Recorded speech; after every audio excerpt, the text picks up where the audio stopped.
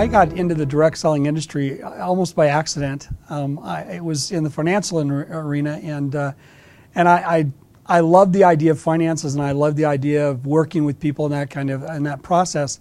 But what I also discovered as I got into the industry as a distributor, as a consultant, was that I also loved the part of the team, building a team. And so actually I raised my family in the direct selling industry, did very, very well financially, was able to take care of those types of things. Over time, I actually transitioned out of that and actually went into the consulting side. So we worked with new companies who had a vision or an idea or a passion, and tried to help them figure out, number one, is this the right industry for them? Sometimes people have an idea they'd like to get into the direct selling industry, but they really should do some research on what that really means first. My partner and I spent time talking about what is it? What is it that you have? What's your product? What's your passion? And does this particular industry make the most sense?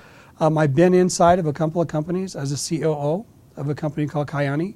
I currently actually work with a company as a chief business architect with a company called Bright Peak Financial, really helping them build the model and work with a very, very large company with a lot of different ideas about what direct selling is, and work with them in helping them navigate that path to sharing a passion, helping families with the products that they have to offer. The question of capital is a really interesting question because it has so much to do with how it is that a company is going to launch. Sometimes you get an individual who just has this monster passion about something. I mean, in fact, they have conviction that what they have to offer is valuable. And so they look at the industry and they say, I love the idea of my product, but I also love the idea of working with people and coaching people and doing that process. And when they go into the industry, in many cases, they do it on a shoestring.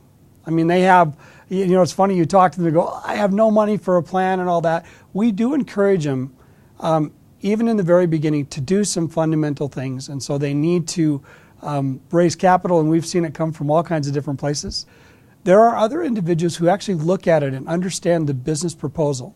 They understand the ramifications of being successful in a direct selling company, the type of impact that you can make, not only in the product sold, the people helped, but also in the lives impacted as consultants become successful.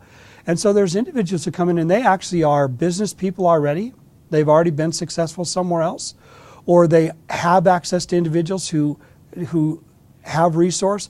And those individuals, they really come in and they look at it from day one as this is a business, this is not a Fortune 500, and so when they look at capital, they may go to investors or they may go to their own personal assets, and they do it a little bit different. One of the things that's most common, I think one of the most common in this industry, is misunderstanding what the industry is. And a lot of people, they look and they see these companies, they see the great giants out there who are helping lots of families, they've got lots of distributors making a fair amount of money, and they think, man, I want to get a product out into that type of marketplace and I could sell a bazillion of whatever.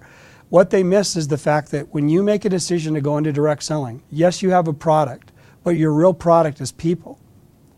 And the real impact is how you effectively work with those individuals.